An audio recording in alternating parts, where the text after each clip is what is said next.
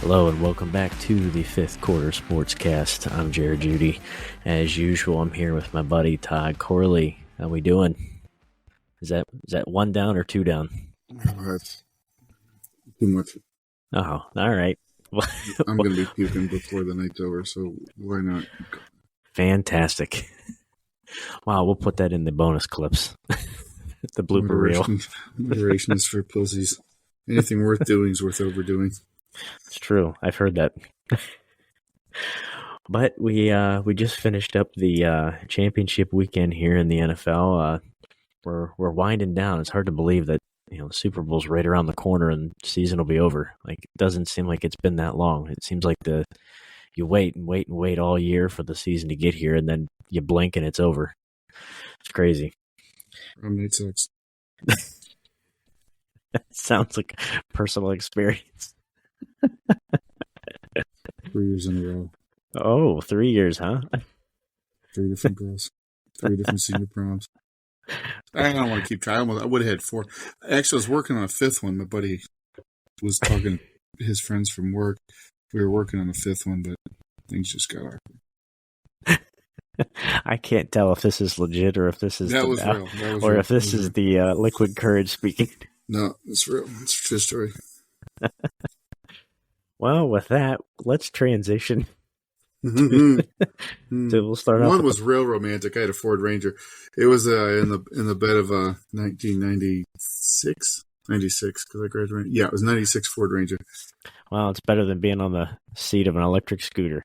Near and dear to my heart. Ooh, that'd be new. It would be. We'll start off here with the poll of the week. With Championship Sunday complete, we now have the rematch between the Chiefs and the 49ers. Which player had the greatest impact on their team's victory?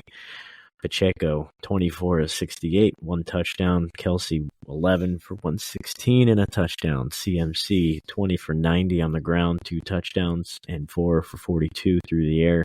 Brandon Ayuk's 3 for 68 and 1 touchdown. I want to break the tie. You want to vote for Pacheco? No, I want to break. No, you're an asshole. No, I want to break the tie. So we got a 3-way tie here. I didn't vote. 33% across the board. We don't have a 3-way tie. We don't have a 3-way tie. No, because you're going to break it. Pacheco's the only one that didn't get a vote. I'd like to give him a vote. I don't think he's deserving. I didn't vote either. Oh, fuck. If I was going to vote, I was going to vote Ayuk. Really? Yes. He did sway the game. And without that bobbled helmet catch that we'll get into here in a little bit, that doesn't convert into a touchdown. They lose that game. Now, granted, CMC had a phenomenal day. Kelsey had a phenomenal day. Pacheco, as usual, angry, running, hard running over people. But you take Ayuk, that one single catch is going to be like, to me, that's off the helmet catch kind of reminded me of a David Tyree type play. And that's the only thing that people remember from that game. Like that David Tyree, Eli scrambling. That kind of reminded me of that. So I would have voted for that. I totally understand. Not a bad call. As a Ayuk owner in at least one fantasy league, I'm sort of biased because I do like me some Brandon Ayuk. You're probably right with that. That catch was crazy, and then he caught a touchdown, and it was beautiful. I don't know, man. There's something about the Kelsey performance. I was torn because Ayuk, his performance basically sealed that game. But it's also hard to overlook Kelsey with setting a postseason record. It's hard to overlook that as well. So I feel like it's like 1 and 1A because the entire Kelsey vibe, that entire game against the Ravens, when he just came out, set the tone, your face, marking first down, he gave Baltimore their own shit, and they broke. It started at preseason, or not preseason, pregame. It started a pregame warm-up.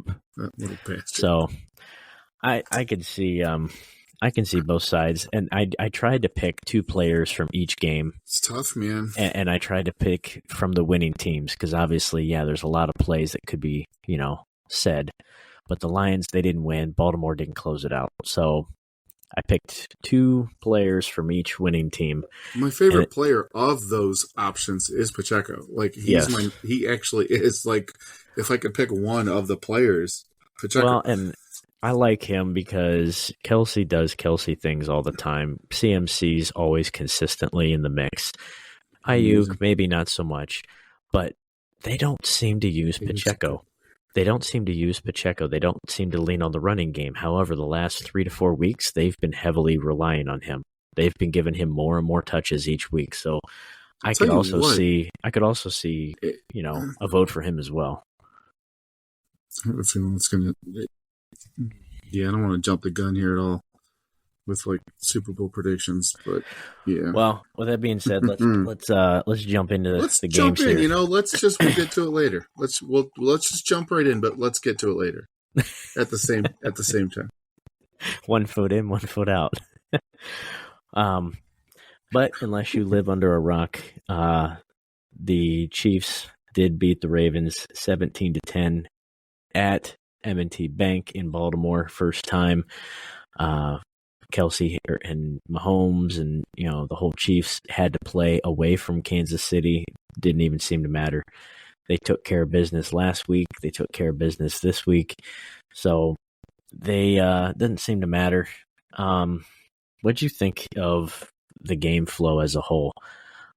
Like to me, I kind of expected Baltimore to win. I kind of expected it to be a shootout, a high-scoring game. I did not expect Baltimore to look like a complete inept team. Like it just seemed like they had nothing working. The defense wasn't hitting. The offense wasn't hitting. Lamar seemed off. The run game wasn't working. Like it just seemed like they were a complete polar opposite of what they've been all season. I think a lot of it was setting that tone early. Kelsey and the Chiefs came in and out-bullied the bullies in their own house. Yeah. I just was completely shocked, to be honest, of how flat Baltimore fell. Like I figured, Lamar, he's going to show up and, have a decent game, and it was going to be a shootout of the offenses. But it's like they didn't do anything. Like they completely struggled until late in the game. I think a big part of it too was the lack of Gus Edwards, to be totally honest. Because, dude, he only had 3 carries. Well, and it was right at the beginning of the game, wasn't it? Right off the rip? Terrible. I don't understand. You want to keep the ball out of Mahomes' hands. If Mahomes doesn't have the ball, he's not throwing it to Kelsey. Well, and if I remember right, he had like the first 3 runs. Boom, boom, boom. And then they never gave it back to him. And he had like, I think one he picked up on like 8-yard, 9-yard run. And then after that, they just stopped giving it to him. And it was all Lamar. And it's like... They were using a lot of Justice Hill, man. The way to beat Mahomes is to keep it out of his hands. Run the clock, keep it out of his hands. I feel like they got intimidated really quick when they ran the ball and then they had to punt the first drive, and then Mahomes went right down and scored. I think they panicked and they were like, crap, we can't do this. We got to throw. We got to throw to keep up. And they just abandoned the run. Like it seemed like it snowballed real quick for them. I was surprised. Happily surprised, because there's no NFL team I hate more than the Baltimore Ravens. So kudos to you, Kansas City. I'm going to be honest. I just hoped that the Ravens would win. I don't necessarily have any ties to any AFC team or AFC North specifically, which I understand that's why you had the hatred for it. I'm just sick and tired of the Chiefs. Like, I'm done. I'm over it. Like, see somebody different for a change, which I kind of get the same feeling as the Patriots back in, their dynasty days. Like, okay, let's see somebody else finally knock them off the hill. But that didn't seem to happen. If anything, it just fueled, hey, we're still the top dog. We're still the bullseye to hit.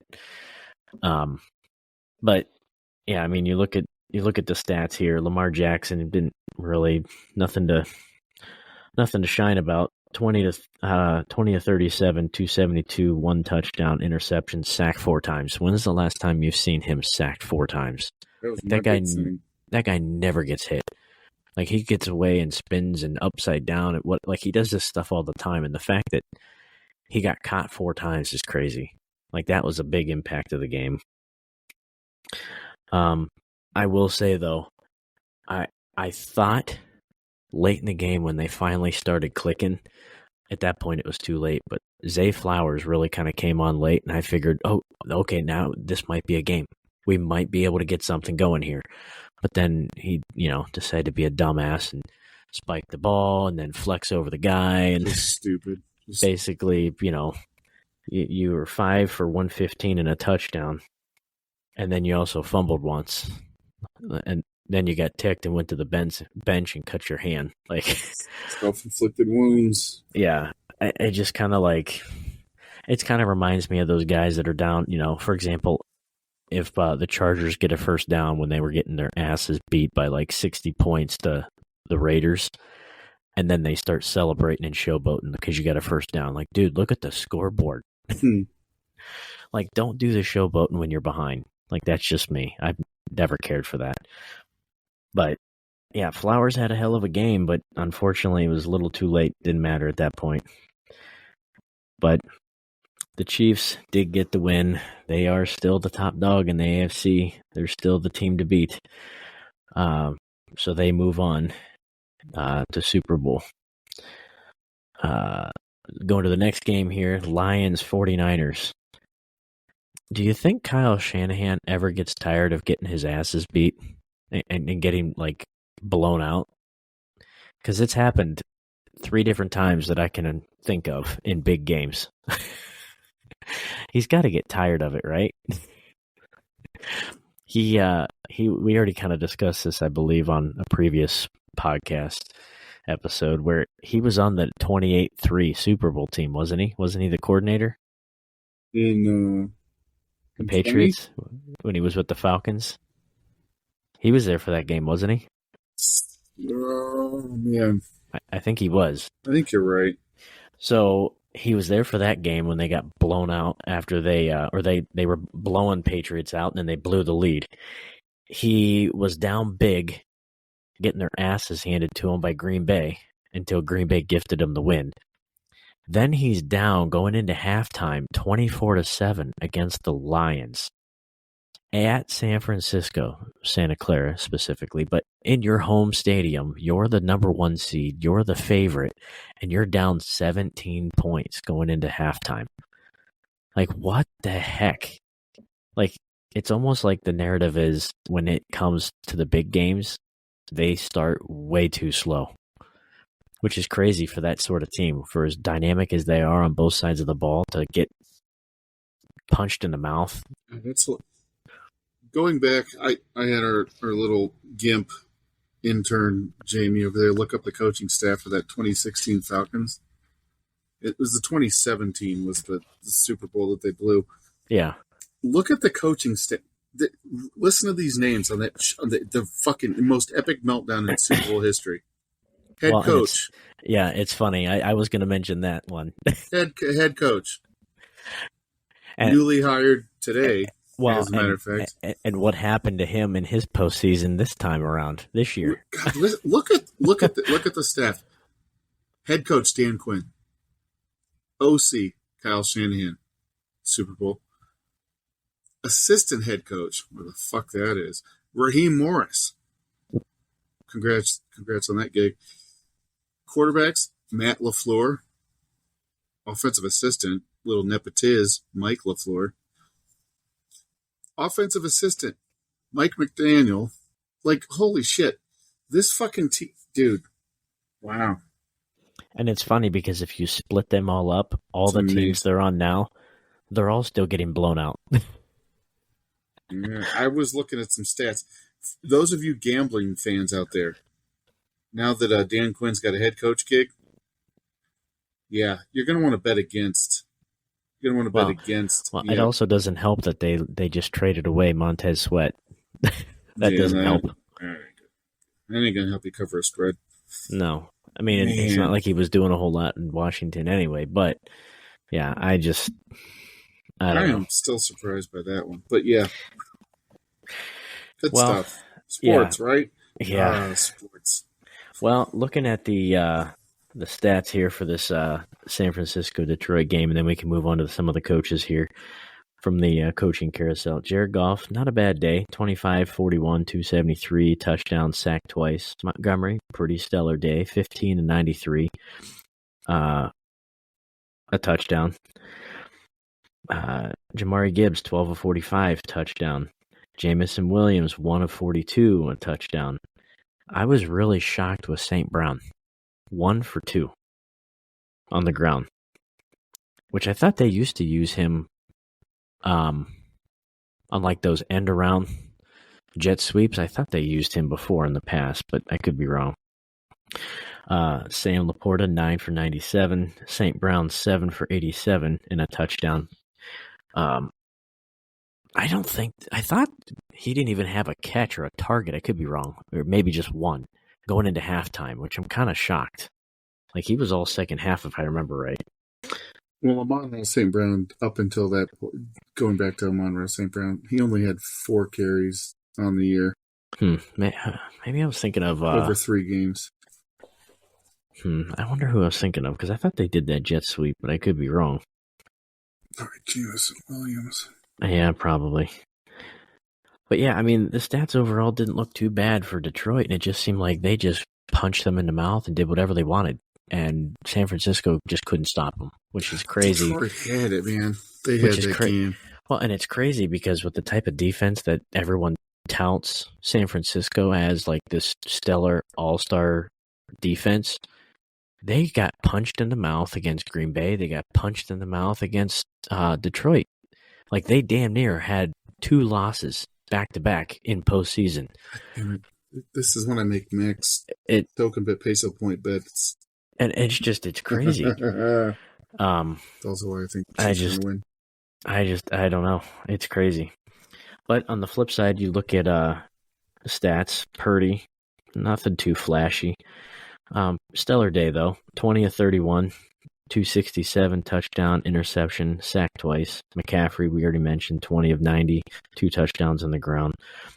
I feel like down the stretch, Purdy's legs are what really made the difference. He was ripping runs left and right down that fourth quarter, and I think that's kind of what killed the Lions. He only had 5 for 48, but it was enough to get first downs and keep the ball in their hands and keep the chains moving. I almost put Deebo Samuel on the poll, only because he wasn't supposed to be technically 100%, and then he showed out 8 for 89. But I felt like Ayuk and his 3 for 68 and a touchdown was a little bit more impactful, obviously. I kind of was shocked, though. I feel like he's had a down year. George Kittle, 2 for 27. Like, I don't feel like he's had the typical season he normally does. I feel like he's doing more blocking than he is catching. No, I agree. He's boomer. I mean, he's boomer bust, and he's more bust than he is boom. I mean, he works one game where he had like 3 touchdowns or something. Yeah, he works in the system because he's a very good blocker. But for stat wise, that stuff doesn't show up on the books as far as, the stat lines. But he does work great for them in that system. But I feel like it's just not his typical. You think of him as like, oh my gosh, top 3 tight end. I'm not really. Oh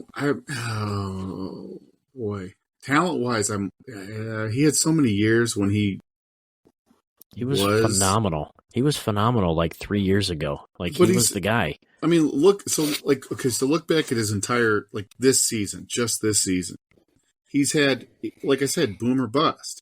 Yeah. He's either going to get you like Giants 7 for 90, no scores. That's cool. That's a good game for a tight end. 90 yards out of a tight end, no touchdown. I'll take that. Yeah. Dallas, 3 catches, all 3 for touchdowns. And then the Browns, 1 catch, 1 yard. Yeah. Like it's very, very polar.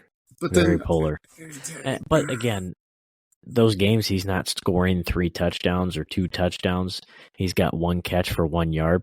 He's probably making some key blocks for CMC to go around the edge or something like that, which springboards a touchdown. But those don't show up on the stats. Well, and he's drawing the coverage away from Ayuk or Samuel. Exactly. Exactly. Well, that's why I said he might not hit the stats, but he plays well in that system. He's perfect for that system. But yeah, 49ers, they come from behind and they get the win.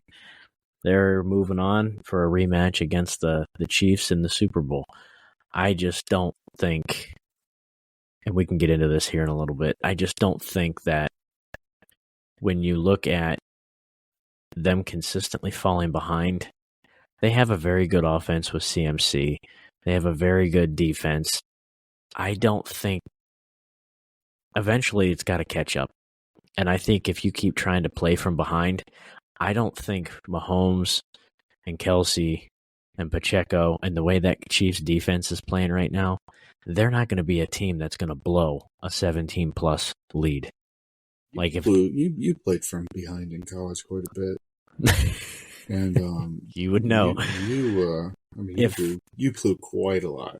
If they walked into that one, if I feel like if the Chiefs, they're playing with this swagger of, go ahead, count me out, count me as the underdog, say I can't do it, all this stuff, the postseason.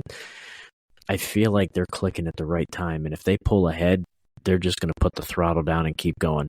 And I don't know that you're going to be able to come back with the way San Francisco plays. Like, they like to play the old school power, pound the ball. And I just don't. If you get down 17, you're going to run out of possessions, especially against Chiefs. Like, I don't know. It could get ugly if that happens. I'm sort of surprised the Chiefs are the underdogs. Yeah. I mean, you would think, especially with them being there, 4 out of the last 5 years or something? Or 3 out of the last 4, whatever it is. You would think they would be the favorite. Especially when, again, San Francisco blew a 17-point lead. And they were basically getting their asses handed to them 2 weeks in a row. Now, granted, they did come back and win, so I guess that plays in for something. But, it doesn't really make sense. Not at all. Speaking of the some of the breaking news, I guess, if you want to say, kind of jumping back to the Kansas City game, and you were talking about how, phenomenal and the type of game and impact that, Kelsey had. He did break the postseason record previously held by Jerry Rice for postseason receptions. He now is at 156, so he holds that record. There's been a lot of talk. I didn't realize there was that kind of, I guess, beef, if you want to call it that, between them. But I know that, the kickers and all that stuff and special teams, they warm up on each side, get the feel for the wind and different stuff, and they move aside when guys come from the other team. But I saw the video. Everyone's probably seen it by now. It's almost like Tucker was just trying to be a dick, but then laughing about it and didn't think that the Chiefs were serious. But he had his stuff there. He was warming up, stretching. I don't know if they talked to him or not. I don't know.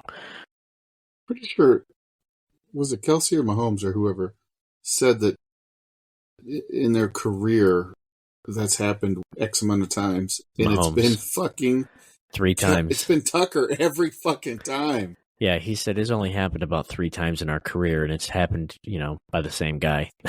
I mean, I get it. He's, statistically the best kicker. Shit. Yeah, it is. You're not going to see any other kicker in the league pull that shit though with Mahomes, because it's just the sheer intimidation factor, the wow factor of, oh my God, this is Mahomes. But then Tucker probably is the Ravens franchise scorer, franchise point leader. So it's kind of like dog against dog. But yeah, that just kind of made me laugh when you see him have his stuff there and he's stretching and warming up, and then Kelsey just throws his shit out of the way, and then he goes and puts it back up, and then Mahomes just kicks it out of the way. Like right then, they were setting the tone.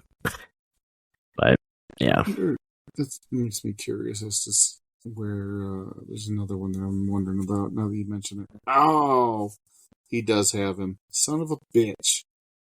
I was hoping Matt Stover would have been a little bit closer. Former Cleveland Brown. for the franchise, Yeah. where's he at? Tucker's 1, Stover's 2. Hmm. It just makes me sad because fuck the Ravens. I feel like Tucker's You don't been understand. there. Tucker's You've been there never had your forever. favorite team fucking ripped out from under you. No, Fucking win a Super Bowl fucking less than 3 years later. No, I haven't, but I've had plenty of my favorite players go do dumb shit and go to opposing rivals. Listen, not that it's, sending not that a it's picture the of same. your dick if you're a quarterback is not a fucking bad move, okay? That's not. If I'm a quarterback, I'm sending my dick to everybody. That's not what I was referring to. Of course, but if hey, I'm a quarterback, I'm going to a Super Bowl. I'm wearing number 13, and I've got a gold ass helmet, and my nickname is Big Cock Brock. If you think I'm not sending a picture of my dick to people when my nickname is Big Cock Brock, you're out of your fucking mind, dude. Did you see I'm sending that shit to you twice a day. Did you see the interview with him, or not the interview, but I guess the talk in the locker room after the game between him and Boza? I saw something, but it was flagged as NSFW. So on the McAfee show, they were showing the like behind the scenes kind of like you love referencing that fucking rival. they showed the talk between him and Boza. And Boza's like in the locker room, just standing there with, no shirt on, hat backwards, just talking to him like, dude, you're phenomenal. Like, I can't believe, like, you're unreal. And Purdy's wearing his shoulder pads, and he looks like Boza's little brother, or Boza's like little cousin or neighbor kid or something. Like he looks like, as Pat put it, he looks like a 12-year-old standing next to Boza. It's funny. And he looked like the most awkward person in that, that discussion. Like Boza's giving him praise and he's just like, can we stop talking about it? Like, it's very weird. But let's break down some of the latest with the coaching carousel here, and then we can dive into some of the Super Bowl stuff. Is a little while ago, but we had the Bucks OC Dave Canales going to Carolina and that dumpster to take on the head coaching job. How long do we think? How many weeks does he get before Tepper cans him? Does he get to week 8? Yeah, I think he's got a little bit longer leash. I mean, Frank Reich didn't. I know, and he was like an actual, like, legitimate, established NFL hero with a resume. Oh, he also got ran out of Indy though too. So, but Tepper is very impatient, so I'll be interested to see how long he stays, how long of a leash he gives him. But also, previously mentioned Rams DC Raheem Morris going to Atlanta as the head coach. Sir. Nice. So that's an interesting move. Mike McDonald from Baltimore's defense going to Seattle to take over their head coach from Pete Carroll. Dan Quinn, as we previously mentioned, going to Washington for their head coach. It's crazy, man. Go Falcons. Little in division. And I just saw this one earlier today. It kind of made me laugh. Cliff Kingsbury is back in the NFL. That's right. Going to Antonio Pierce on the Raiders. I love it. I didn't see that one coming, to be honest. Look what he did for Manziel, dude, at Texas A&M. Are you kidding me? Oh, man. Get ready for the fun, dude. Get ready for fun, homie. So far, looking at the coaching carousel, if you're keeping track, Chargers had secured Harbaugh, Raiders signed Antonio Pierce, Patriots signed Gerard Mayo, Titans Brian Callahan, Panthers Dave Canales, Falcons Raheem Morris, Seahawks Mike McDonald. Commanders, Dan Quinn. For the GM, Raiders got the Chargers, old GM Tom Telesco. Commanders, Adam Peters. Panthers, Dan Morgan. Chargers, Joe Horitz. Kind of interesting. When you look at some of the coaching, as far as like the age, it seems like a lot of them are trending younger than a lot of the established older veterans with resumes. I saw something online looking at the ages of the coaches. I only see one over the age of 60, and that's Harbaugh. And Quinn is at 53. Everybody else is in their 40s or less. Yeah, so you got Morris at 47, Canales at 42, Pierce at 45, Gerard Mayo, 37. McDonald now takes the reign as the youngest coach at 36, Callahan at 39. Seems like there's a lot of trending the opposite way. But with that being said, a couple of the names that I kind of shocked that no one's really picked up was, yes, Belichick. I can't believe he didn't get picked up anywhere. Now, granted, he is on the older side of things, but still, with that kind of resume, you'd think somebody would take a shot on him.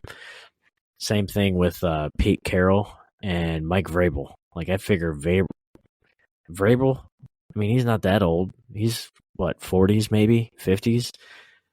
I don't feel like he's anywhere near, done. I kind of figured he'd still be in the league somewhere, but I don't know. Seems like teams are filling out their staff and it's getting tight. Carroll, I thought, was accepting like a office gig with Seattle. And Vrabel, I totally understand the Vrabel thing. I'm still holding out hope that motherfucker's going to end up back in Columbus. But he's not malleable like these other motherfuckers. And Belichick, I really liked, honest to God, I'm pretty sure we both heard it somewhere. I'm not going to say it because you're an asshole. I'm pretty sure we both heard it somewhere earlier today about Belichick perhaps. To Dallas? No. Dude, the Jets are a fucking shit show. Yeah. Did you see Saleh over there talking about if you come forward, you won't be He's like, that entire staff and front office is in deep shit. And I completely agree. If you've got a quarterback who's only got you and I both know Aaron Rodgers ain't playing forever. He ain't going to do the Tom Brady thing. I would be shocked if he's got 2 years left. Dude, if you could get Aaron Rodgers and Bill Belichick together and wipe that site clean, get rid of that fucking ass cancer, fucking Zach Wilson. I don't know why he's still there, to be honest. I really don't. Dude, I'm telling you right now, lightning in a bottle. Do you know how fun it would be to watch the Jets absolutely climb up in the New England Patriots colon and use it for a fucking sleeping bag? How ironic would it be that for the longest time, the Patriots beat the living shit out of everybody, and the only team that really kind of gave them a run for their money was, until Josh Allen, it was the Jets with Rex Ryan and Revis Island. That was the only team that really ever gave them problems. And then everything fell apart, and they just ran over everybody until Josh Allen. But it would be interesting to see him go to a rival and then just come back and beat the living shit out of him. I know there was talk about him, high praise for McCarthy and then taking over Quinn's job as the defensive coordinator. I just cannot. I have a hard time seeing McCarthy and Belichick coaching together. Like, that seems like oil and water. I don't see how those would. They might have respect for each other, but they have totally different coaching styles. I don't see how that would work. I don't know. That's just my opinion. Belichick doesn't need any assistants. We've already seen what his assistants do. Just let Belichick do everything. Well, that's the thing. You think that after having basically complete say on everything, for the last 20-some years, he's going to go be somebody's lapdog as a D coordinator or a consultant? Well, Belichick wouldn't. No, that's what I'm saying. Belichick's not going to do that. Have you heard of Jeff Hafley? Yeah. I have never heard of him at all. Like, they were talking about that all over ESPN, Get Up, everywhere when the news broke of him taking the DC job at Green Bay. I had to go look him up, and he obviously now everyone knows kind of, his track record, his resume coming from Boston College. I didn't realize he was at Ohio State, though. Like, he was only there for a year or two. Who was head coach? God damn. I fucking can't with you. You are on one tonight. Yeah, Jesus. I can't take your bullshit. We only got a couple shows left. I gotta fucking let a lot of air out of the tank here. No, let's talk about it.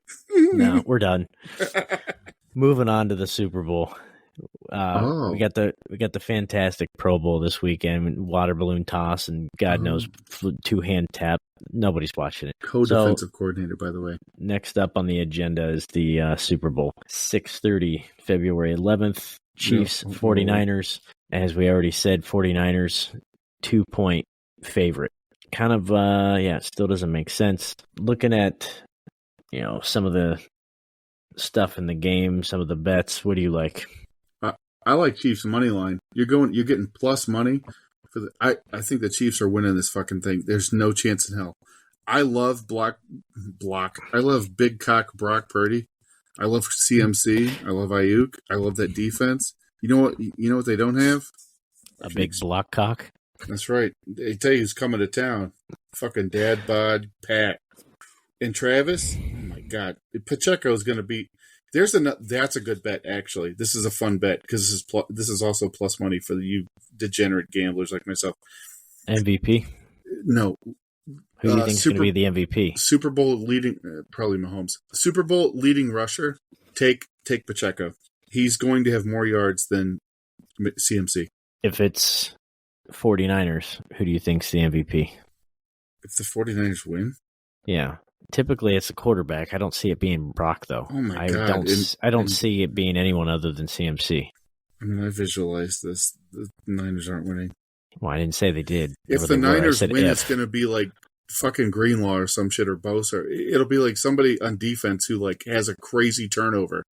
It's not going to be an offensive player. When's the last time a defensive player's won the MVP, though? Von Miller won it with the Broncos. Yeah, but that was back when he was with the Broncos. That was a long time ago. It's not all that common defensive player wins. Well, I don't think the Niners are going to win, Jared, so that's my point. Okay, I said if I prefaced it with if. I preferenced it with I'm thinking the fucking Chiefs are winning this thing. So your hypothetical is so far fucking fetched. I said it. God, I said it because I'd be curious as to what the odds would be for a defensive player. You can't even feel your fingers. I don't know why I'm talking to you. Well, at least I got all 10. Do you? Do you? One more than you. Do you? Touch your stuff. You tell me. Can you feel it? As far as I don't know. I know you get into the first half and the first quarter. I do like those. Do you think Chiefs are leading the entire game? Not the entire game. That's not their speed. I think they come out, they go ahead in the first. I think they go ahead. I still think they lead in the second. I think they may fall behind in the third. So this is what I find sort of cute, right? So like if this explain to me if this makes any fucking sense for you scoring at home. Every book has the Chiefs as the underdogs, right? Whether it be like a 1.5, whatever, 2 points. However, has anybody looked at the Super Bowl MVP odds? No, that's why I brought it up, but then you flipped out about it. But continue. The odds on favorite for Super Bowl MVP, according to FanDuel, I don't do any of that other bullshit. At plus 135. Super Bowl MVP, Patrick Mahomes. What does that tell you? Plus 200, Brock Purdy. It could be actually Kelsey at plus 1,700. And I might actually play a few pesos on that shit because that could actually happen. That motherfucker wins MVP just because of who he's banging. But I feel like whoever wins 99.9% of the time it's it's a always the quarterback. quarterback. Well, Always. that's kind of my point, though. Like, if you've got the odds as Mahomes as the MVP, but the Chiefs is the underdog, I think the smartest play here, and in my heart of hearts, the Chiefs are going to win this game. Take the Chiefs money line. Don't take the points. Take the Chiefs money line. You're going to be real happy. Trust me. You're welcome. They've got a leading rusher option on this one. Let's take a look. Over unders currently 47.5. You think it hits that? They're pretty sharp, man. That's pretty sharp. I don't know. I think I'm over. torn. I think yeah. Part of me thinks it could be somewhat of a shootout late. It could go over, but then part of me thinks. Well, that's a good point, though, Jared. What I would do is wait until the first half, end of the first half, before the clock strikes 0. Once it drops, the over will probably hit like 43.5, 44. Yeah. Take the over. Well, and see, I could see it going one of two ways. I could see it going like a 17-10 type game where basically the Chiefs are just in control the whole time and the Niners can't do anything. Or I could see Mahomes and Kelsey just blowing them out and Niners getting way behind by 10, 12, 14 points and then having to scramble late to come back, and then it's just points galore. I don't know. I just don't see it being a low-scoring game. And the only reason I say that is we've seen too many times this San Francisco defense that's supposed to be fantastic. They've gotten ran. Green Bay ran all over them. They didn't look great against Detroit. And I like Detroit. I wanted Detroit to win. Well, that's my point. Like, Detroit had no problem running the ball over them when that's supposed to be their staple. Same thing with Green Bay. Aaron Jones had a great day against them on the ground. That's supposed to be their staple. So I feel like if Pacheco is running hard, they're not going to have a problem. And let's be honest, no one's been able to stop Kelsey, it seems like. So I don't know. I just don't see it being a back and forth game. I just don't. I don't know. I don't think that's a bad idea, though. Wait for the over to come down. That's what then hit it. That's what I'm going to be paying attention to, because I feel like the first half's going to be low scoring, and then I think it's going to drop. It's going to drop, and then you're going to see like an explosion late third, early fourth, and that thing's going to climb, and you're going to cover no sweat. You know what I used to do? I haven't done it in a while. I used to like doing it on like primetime games. I felt like it was easier to do on primetime games. Quarter winners, where who's leading after the first, who's leading after the second, who's leading at the first half. You could do quarter money lines. I feel like the Chiefs would win the first, probably win the second. I feel like the Niners could win the third, and then I feel like the Chiefs would close it out on the fourth. I don't know why. I just have that feeling. I don't know that they're going to be down big at halftime, but I still think the Chiefs are winning at halftime, and I think they're winning the game at the end. I don't know. I may do that. I may do some quarters or halves, money lines as well. I don't even know. I know there was a cap on what markets were available last year when we were first eligible. Are we able to do coin tosses, or are we still not allowed to do that this year? In Ohio? Yeah.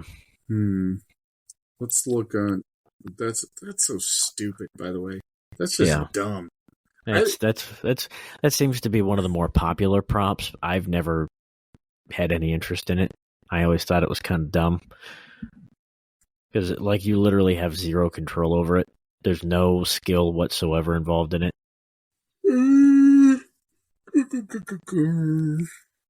Oh my God! Either quarterback to catch their own pass plus 5,000. There's so many silly props. How about that? Speaking of that, the one guy we follow, for some baseball, props, had the screenshot of Lamar over 0.5 to catch a pass. I don't even know if that was a legit market, but that was a real deal bet. That should have been like plus 25,000. You should have been given the keys to the kingdom on that one. Yeah, that was crazy.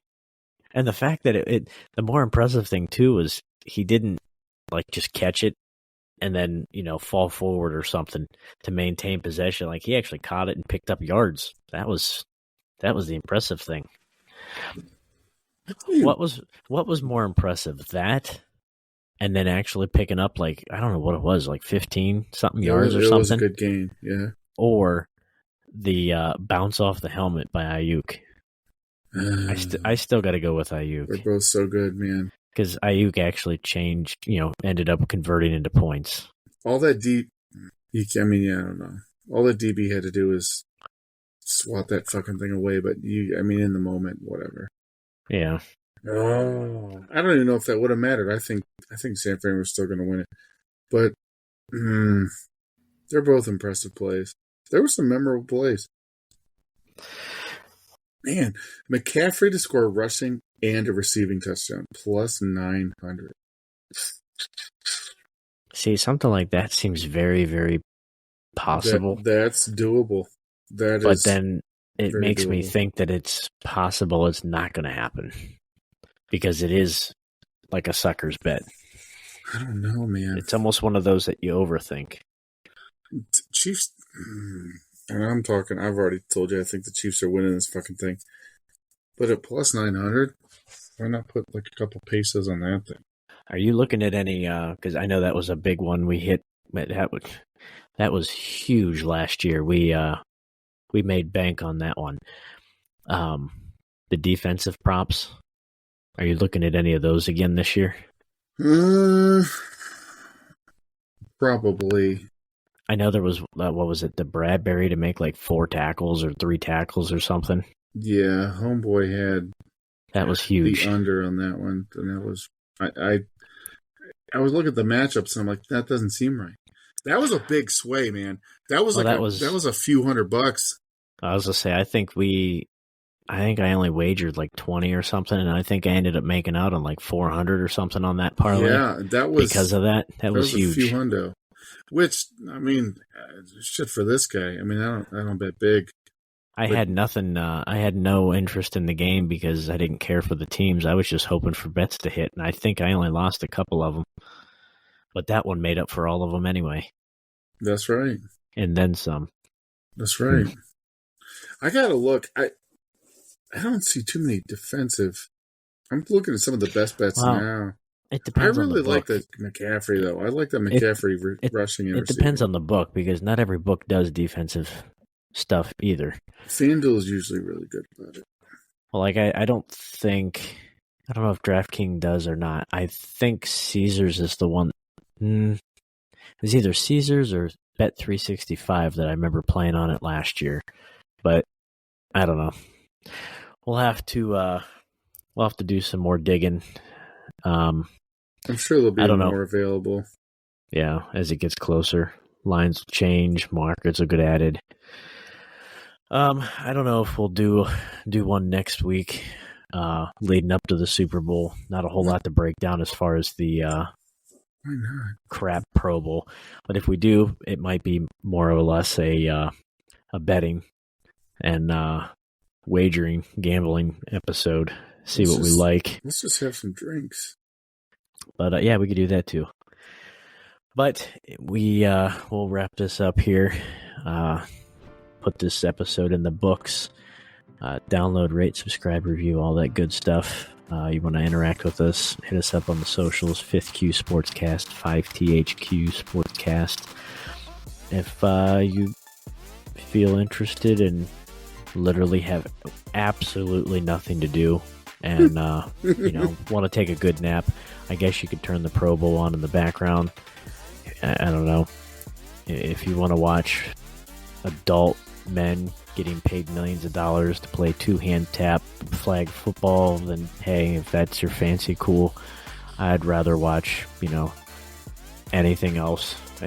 But it actually is exactly what the Pro Bowl was, however many years prior. But they're actually calling it what it is. Well, they're just not wearing helmets and pads, but yeah, it's the exact same thing. Right. And Wes Welker's offensive coordinator, so you might see some fun stuff. Well, for now, until Peyton gets pissed and takes it back. Yeah. But yeah, if you're very bored and got nothing to do, I think it's at 7 o'clock on Sunday. Turn it on. If not, hey, look at the books, make some wagers, take some money, try to make that into some more money. And yeah, we'll maybe catch you next week. If not, we'll definitely be back and break down the Super Bowl and wrap up this season. And if you think Belichick's taking a position as a defensive coordinator, come on down. I'll play your titties like a pair of Scottish bagpipes.